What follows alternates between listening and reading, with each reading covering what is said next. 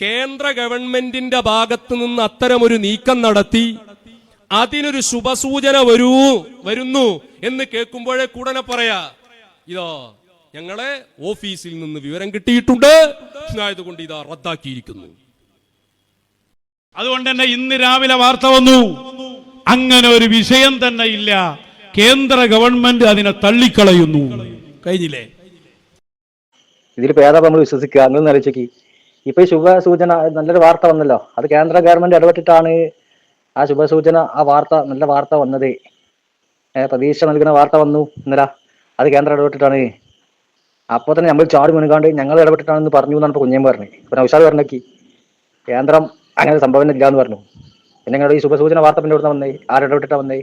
ഇടപെട്ട് ശുഭസൂചന വാർത്ത വന്നു നിങ്ങൾ പറഞ്ഞല്ലോ, അത് കേന്ദ്രം ഇടപെട്ടിട്ടാണെന്നാണ് ഇപ്പോൾ പറഞ്ഞത്. അപ്പൊ വന്ന വാർത്ത പതാണല്ലോ, ഇന്നലെ വന്ന വാർത്തനെ പറ്റില്ല നിങ്ങൾ പറയണ്ടേ? വധശിക്ഷ റദ്ദാക്കിയിരുന്നു പറഞ്ഞേ, അത് ശുഭവാർത്തയാണ്, ശുഭസൂചനയുള്ള വാർത്തയാണ്, അത് കേന്ദ്രം ഇടപെട്ടിട്ടാണ് വന്നത്. ആ വന്നപ്പോത്തും നമ്മൾ ചാടി വീണാന്ന് പറഞ്ഞേ.